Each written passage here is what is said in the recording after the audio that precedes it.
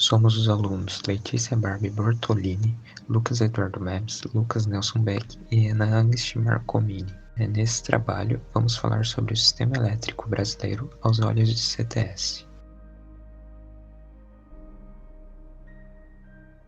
O papel da energia elétrica.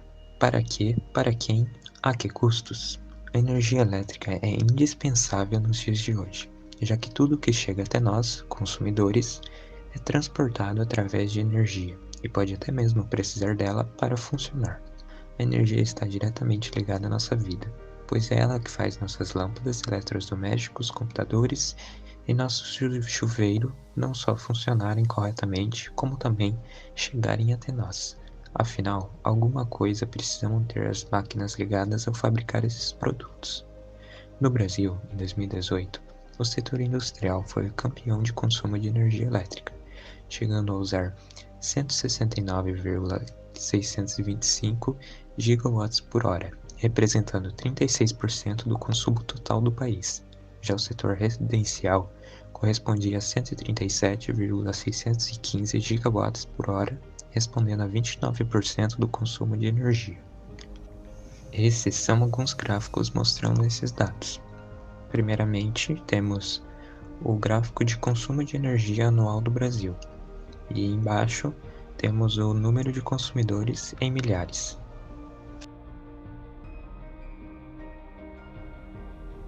Em 2019, foi feito um relatório sobre a parcela da população mundial que não possuía acesso à energia elétrica.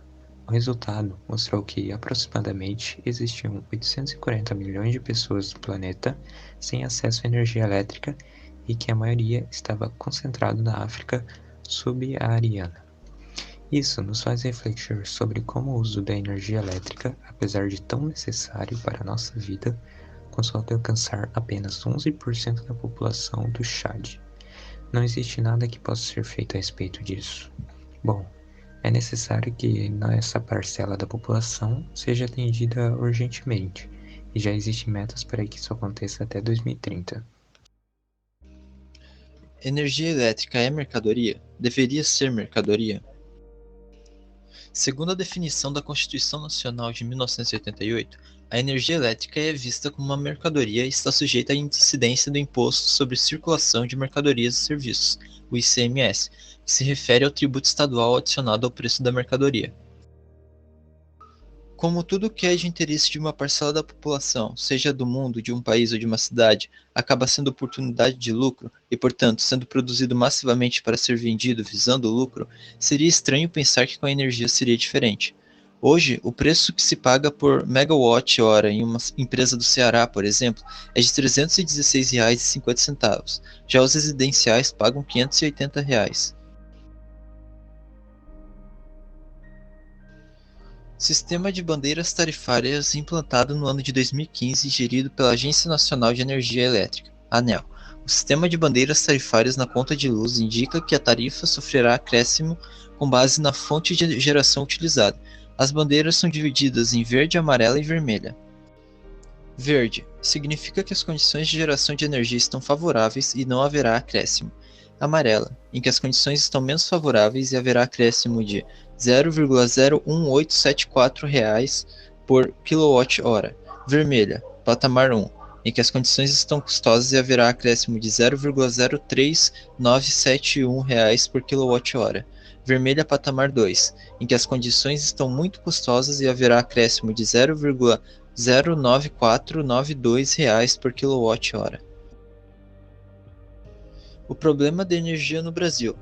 Grande parte da energia do Brasil é gerada por hidrelétricas. Elas são consideradas fontes de energia limpa, porque elas não produzem nenhuma substância poluidora do ambiente quando está em funcionamento. Porém, a sua construção demanda um grande reservatório de água. Então, você tem que fazer alagamentos que alteram o ecossistema para fazer a usina hidrelétrica. Mas existem outros impactos no ambiente que as hidrelétricas causam, como, por exemplo, a destruição da vegetação, a obstrução dos rios, a extinção de espécies marinhas e o deslocamento de populações que moram ali perto e são obrigadas a se mudar para a construção da usina, e acaba prejudicando a cultura.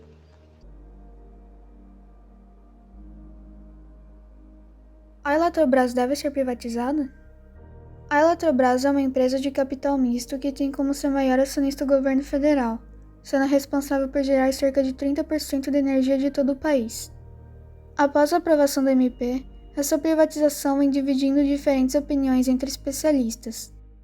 Há quem defenda que, com a privatização da empresa, haveria um aumento de capital, e com os investimentos de outros acionistas e a redução do domínio da União para menos de 50%, isso proporcionaria uma gestão melhor e uma descotização, já que passaria a pagar a União para poder usar as usinas e voltar a vender pelo preço de mercado, o que afetaria positivamente os preços das ações da Eletrobras, além de estar protegida de qualquer corrupção que pudesse surgir do governo.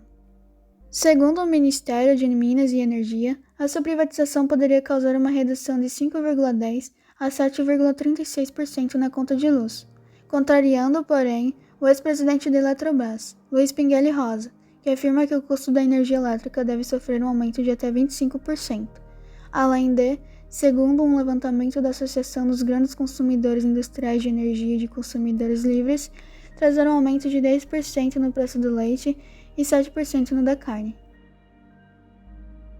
As hidrelétricas são as únicas opções? Há diferentes maneiras de gerar energia elétrica, e de acordo com a ANEEL, uma das principais fontes utilizadas pelo Brasil são as termoelétricas, que são mais caras e poluentes e correspondem a 28% da energia do país, e as usinas eólicas. As hidrelétricas, fornecendo 62% de toda a energia, são consideradas fontes de energia renováveis, mas causam muitos danos, como já citamos. Então vamos focar em fontes que não causam danos ao meio ambiente ou à sociedade. Energia solar. Energia produzida através da luz solar.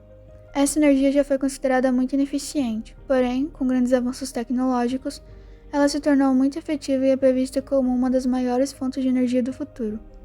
Hoje, já existem painéis de energia solar transparentes podendo ser instalados como janelas e até tintas solares. Energia maremotriz. Esse é o método que gera energia por meio dos movimentos do mar. Há dois tipos de energia maremotriz que podem ser obtidos: energia cinética, das correntes devido às marés, e energia potencial, pela diferença de altura entre as marés alta e baixa. Energia geotérmica. Energia produzida usando o calor proveniente do núcleo da Terra. Usinas geotérmicas ocupam uma grande área, porém são geralmente construídas em lugares mais desertos. Abre aspas. Para a pequena escala serviria energia solar, dos ventos, dos resíduos agrícolas. A política energética atual tem incorporado essas alternativas de uma forma muito tímida. Deveria ser multiplicada na sua escala. Alegam que essas energias alternativas são caras, mas se a gente considerar a hidroeletricidade com todos os problemas que eu apontei, com todos os seus custos, elas passariam a ser viáveis e passam a potencialmente poder compor a cesta energética brasileira. Existe uma falsa questão na hidroeletricidade quando ela é comparada aos combustíveis fósseis, e não tem uma vírgula sobre isso no projeto de Belo Monte, fecha aspas, diz Célio Berman, professor de pós-graduação em energia do Instituto de Eletrotécnica e Energia da USP, em uma entrevista de 2010. A usina de Belo Monte é a quarta maior hidrelétrica do mundo. A empresa responsável pela construção moveu as famílias afetadas para suas novas residências, porém não investiu em saneamento básico, então as famílias tiveram que improvisar e criar poços artesianos. Além disso, ultimamente a população que deveria ser abastecida por essa usina vem sofrendo faltas de energia. Várias tribos indígenas que se sustentavam da pesca vêm sofrendo com a construção, pois o deslocamento do rio causou mortalidade dos peixes e dificultou a movimentação dos barcos. Interferiu muito em nossa cultura.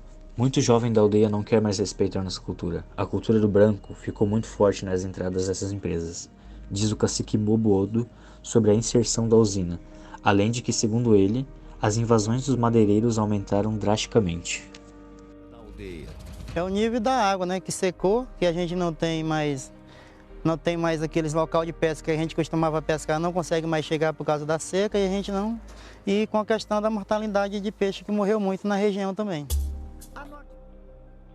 Célio Berman afirma que a energia hidrelétrica não é limpa e nem barata, e que a importância da usina de Belo Monte, considerando custos, problemas sociais e ambientais, o tempo disponível de consumo de energia e sua capacidade produtiva é negativa, pois é muito custosa. Célio Berman também declara: o maior erro dessa política energética que está sendo implementada é o fato dela se aproximar em inverdades. Uma delas é que a energia hidrelétrica é limpa e barata. Ela não é. Estudos mostraram que Baubina, Tucuruí e Samuel, as três maiores hidrelétricas construídas na região amazônica, emitem gás de efeito estufa, mais ou menos na mesma proporção que usinas de carvão mineral. Isso pode até parecer uma surpresa, mas nos primeiros 10 anos de operação de uma usina da Amazônia, a matéria orgânica ela apodrece, porque a água deixa encoberta permanente. E o processo de apodrecimento é muito forte. Acidifica a água e emite o metano, que é um gás 21 vezes mais forte que o gás carbônico, principal gás do efeito estufa. E isso é conhecido pela ciência, mas não é considerado porque não vem do interesse de quem concebe essas usinas. O que interessa é a grande quantidade de dinheiro que vai sendo repassado para empresas construtoras de barragens, turbinas e geradores. O restante, o problema ambiental e as populações que serão expulsas, a cultura indígena que está sendo desconsiderada, isso não entra em conta. Conclusão. Como vimos, a distribuição e grandes partes do consumo de energia na sociedade é destinado a grandes fábricas. Porém, elas acabam pagando menos pelo uso dessa energia. Não só isso, a energia, por se tratar de algo básico e necessário nos dias de hoje, também deveria atender às regiões mais marginalizadas do mundo. E vimos que isso não acontece na prática. Também analisamos como se dá o fornecimento dessa energia no Brasil e vimos que ela é muito prejudicial ao meio ambiente por afetar de diversas formas a região na qual a usina é instalada. E mostramos algumas formas de energias alternativas que podem ser implementadas para reduzir esses problemas. De forma geral, percebemos que existe uma grande dificuldade em produzir energia de forma sustentável a longo prazo, como um preço justo e que atenda principalmente os mais necessitados. E acreditamos que, para mudarmos essa situação, é necessário uma melhor compreensão do tema para que possamos procurar outras soluções.